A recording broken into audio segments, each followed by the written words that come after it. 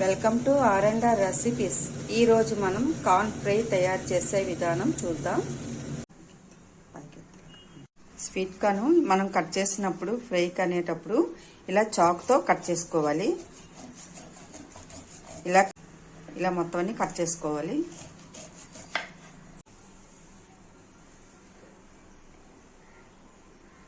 ఇలా కట్ చేసుకున్న sweet corn ఇలా మొత్తం అన్ని కట్ చేసుకున్నాను. ఇలా కట్ చేయడం వలన ఉప్పు కారం అన్నీ పడతాయండి.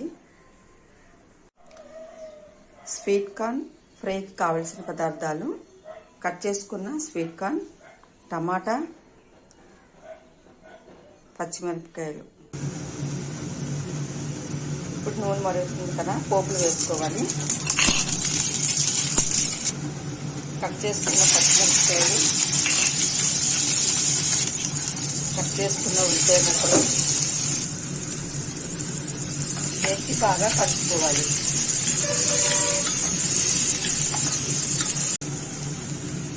ఉల్లిపాయలు బాగా వేగాయి కదా, కట్ చేసుకున్న టమాటాలు వేసుకోవాలి. వేసి బాగా కలుపుకోవాలి.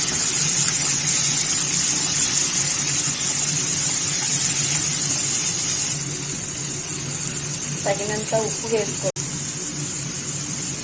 మూత పెట్టి 2 నిమిషాలు హై ఫ్లేమ్లో ఉంచాలి. 2 నిమిషాలు అయింది, మూత తీసి చూద్దాం.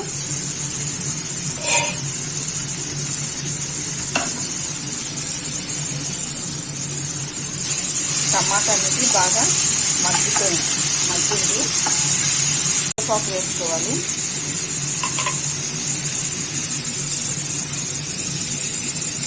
ఇది కట్ చేసుకున్న స్వీట్ కార్న్ వేసుకోవాలి.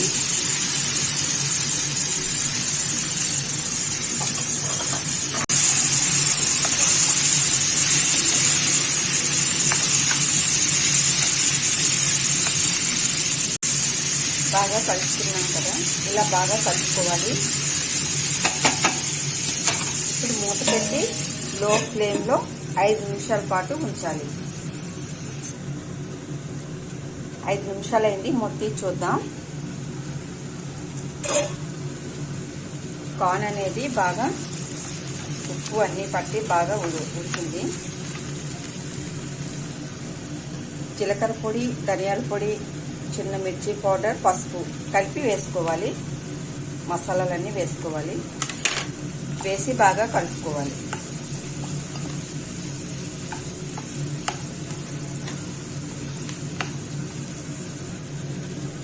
మసాలా అంతా వేసాం కదా, ఇలా బాగా కలుపుకోవాలి. ఇలా ఈవినింగ్ స్నాక్స్ లాగా మన పిల్లలకు పెట్టవచ్చు. లేకపోతే అన్నం, చపాతీ, పుల్కాకు కూడా చాలా టేస్టీగా ఉంటుందండి. ఇలా బాగా కలుపుకున్నాం కదా, మూత పెట్టి బాగా కలుపుకున్నాం కదా, మూత పెట్టి లో ఫ్లేమ్లో 2 నిమిషాల పాటు ఉంచాలి. ఇలా ఉంచడం వలన మసాలా అంతా పట్టుకుంటుంది. 2 నిమిషాలు అయింది, మొత్తం చూద్దాం. ఒక బౌల్కి వేసుకోవాలి.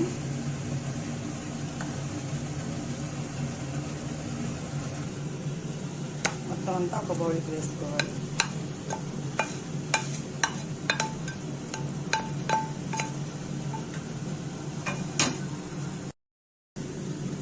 లాస్ట్లో కొత్తిమీర వేసుకోవాలి. కొత్తిమీరకు బదులు కరివేపాకు కూడా వేసుకోవచ్చు.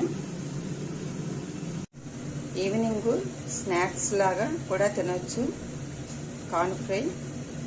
ఇలా రైస్తో, పప్పు, అన్నం, ఈ కర్రీతో చాలా టేస్టీగా ఉంటుందండి. పిల్లలైతే ఇష్టంగా తింటారు. మీరు కూడా ఒకసారి ఇలా